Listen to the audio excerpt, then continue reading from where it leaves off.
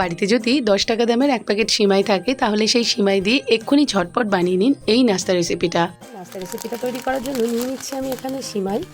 এখানে আমি কাঁচা সিমাইটা নিচ্ছি।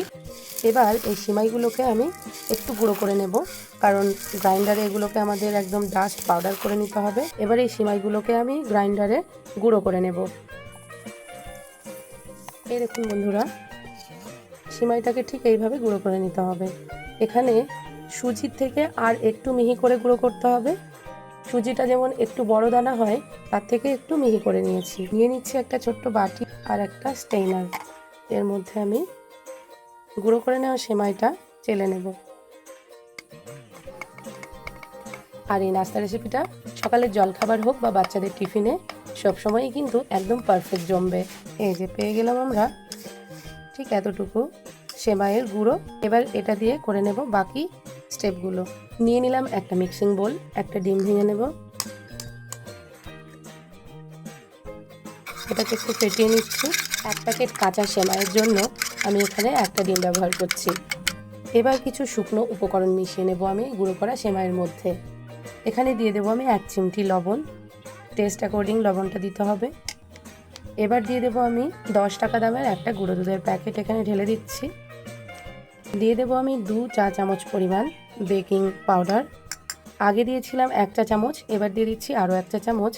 আর এই বেকিং পাউডারটা দিলে কি হয়, নাস্তাটা অনেক সুন্দর জালিদার, সফট আর মুখে দিলে মিলিয়ে যাবে। এমন সুন্দরভাবে তৈরি হবে যদি আমরা এই বেকিং পাউডারটা দিই। এরপর দিয়ে দিচ্ছি আমি 1 টেবিল চামচ পরিমাণ ময়দা। দিয়ে দিচ্ছি আমি আরও হাফ টেবিল চামচ পরিমাণ ময়দা। এবার এই শুকনো উপকরণগুলোকে একটু ভালো করে মিশিয়ে নিচ্ছি। এবার দিয়ে দেবো 2 টেবিল চামচ পরিমাণ চিনি আর 1 চামচ। আবারও এটাকে ভালো করে মিক্স করে নিচ্ছি। এই ব্যাটারের মধ্যে আমরা খুব বেশি চিনি ব্যবহার করব না, কারণ আমাদের কিন্তু চিনির একটা ক্যারামেল তৈরি করে নিতে হবে। তাই এই ব্যাটারের মধ্যে খুব বেশি চিনি না দিলেও চলবে। শুকনো উপকরণগুলোকে সাইড করে রেখে ডিমের মধ্যে মিশিয়ে নেব সামান্য একটু ভ্যানিলা এসেন্স। দিয়ে দিচ্ছি খুব সামান্য পরিমাণ এখানে ভ্যানিলা এসেন্স। এটা দিলে একটুও ডিমের স্মেল আসবে না, বরং সুন্দর একটা ফ্লেভার আসবে। এই শুকনো উপকরণের মধ্যে ডিমের এই ফেটিয়ে নেওয়া মিক্সচারটা ঢেলে দিতে হবে। ভালো করে হালকা হাতে এটাকে মেশাতে হবে।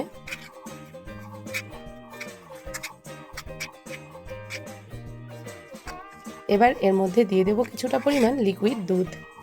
দিয়ে দিচ্ছি আমি কিছুটা জাল করে নেওয়া দুধ। এখানে আমি 1 কাপ পরিমাণ জাল করে নেওয়া দুধ নিয়েছি। কিছুটা আগে মিশিয়ে নেব, অল্প অল্প করে মেশাতে হবে, একবারে মেশালে চলবে না, তাহলে গোটা ডেলা রয়ে যাবে। তাই আমি অল্প অল্প করে মেশাবো। আমি এখানে 1 কাপ দুধ নিয়েছি, পরিমাণে যদি আরও একটু লাগে আরও একটু দেব, বা আপনারা চাইলে অল্প করে একটু গরম জলও মিশিয়ে নিতে পারেন। এবার এটাকে ভালো সুন্দর করে একটা স্মুথ ব্যাটার তৈরি করতে হবে। 5 মিনিট ধরে আমি এই ব্যাটারটাকে ভালো করে বিট করে নিয়েছি। আর এই নাস্তাটা তৈরি করার সময় অবশ্যই কিন্তু ভ্যানিলা এসেন্স দিতেই হবে। ভ্যানিলা এসেন্স দিলে খেতে কিন্তু একদম রেস্টুরেন্টের মতোই স্বাদ হবে। তাই অবশ্যই ভ্যানিলা এসেন্সটা কিন্তু স্কিপ করা যাবে না। লাস্ট একটা ইনগ্রিডিয়েন্ট আমি দিয়ে দিচ্ছি 1 ফোঁটা ফুড কালার। ফুড কালারটা টোটালি অপশনাল, আপনারা না চাইলে নাও দিতে পারেন। শুধু একটু দেখতে ভালো লাগার কারণে আমি ফুড কালারটা মিশিয়ে নিলাম। এবার এই ব্যাটারটাকে আমরা রেস্টে রাখবো 15 থেকে 20 মিনিটের জন্য।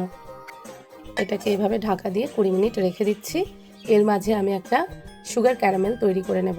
দিয়ে দিচ্ছি আমি 100 গ্রাম পরিমাণ চিনি।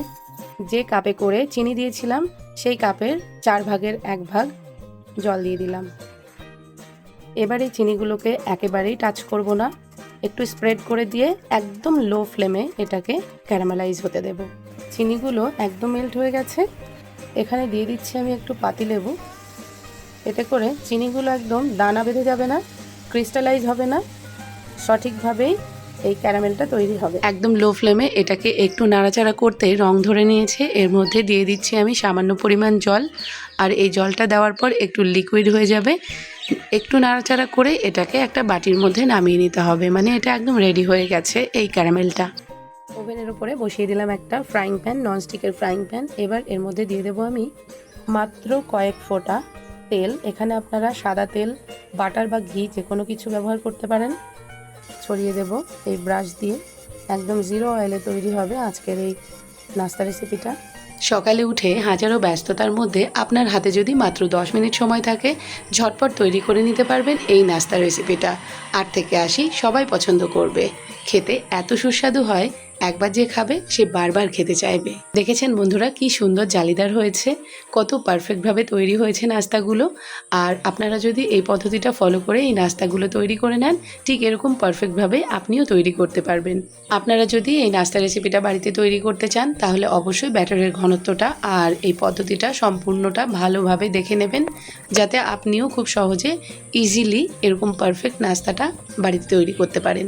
ভিডিওটা এই পর্যায়ে ছেড়ে চলে যাবেন না, কারণ লাস্টে এই নাস্তাগুলো সুন্দর করে সাজিয়ে কি করে ক্যারামেল দিয়ে সার্ভ করতে হয় সেটাও করে দেখাবো। আর লাস্টে থাকছে সুন্দর একটা টিপস, তাই অবশ্যই ভিডিওটির সাথেই থাকুন। আমি ব্যাটার তৈরির সময় বেকিং পাউডারের সঙ্গে 1 চিমটি খাবার সোডা দিয়েছিলাম। খাবার সোডা দেওয়ার কারণে কিন্তু এত বেশি জালিদার হয়েছে। এটাই হলো সেই গুরুত্বপূর্ণ টিপস। আপনারা ব্যাটার তৈরির সময় বেকিং পাউডারের সাথে সাথে একটু বেকিং সোডাও দিতে ভুলবেন না। বেকিং সোডা আর বেকিং পাউডার দেওয়ার কারণে নাস্তাগুলো এরকম জালিদার নরম সফট হবে, আর মোটামুটি 12 ঘন্টা পর্যন্ত এরকম নরমই থাকবে, একটুও শক্ত হয়ে যাবে না। ওপর থেকে ছড়িয়ে দেব সুগার ক্যারামেল, আর আপনারা এটার পরিবর্তে মধুও ব্যবহার করতে পারেন। সুগার ক্যারামেলটা ছড়িয়ে দিতেই নাস্তাগুলো দেখতে কিরকম রাজকীয় মনে হচ্ছে না? মনে হচ্ছে না কোনো দামি রেস্টুরেন্ট বা বেকারি থেকে এগুলো আনা হয়েছে? খেতেও কিন্তু ঠিক অতটাই অভিনব টেস্ট হবে। আপনারা অবশ্যই একদিন বাড়িতে তৈরি করে দেখবেন, খেতে ভীষণ ভালো টেস্টি হয়।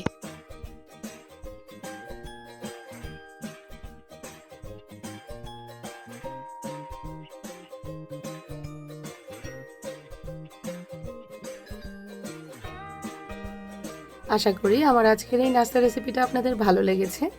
ভালো লাগলে প্রতিদিনের মতো বেশি বেশি শেয়ার করে সবার দেখার সুযোগ করে দেবেন। চ্যানেলে নতুন হলে অবশ্যই চ্যানেলটিকে সাবস্ক্রাইব করে আমার পাশে থাকবেন। ফেসবুক পেজ থেকে দেখলে অবশ্যই পেজটিকে ফলো করে দেবেন। সবাই ভালো থাকবেন, সুস্থ থাকবেন। Thank you so much.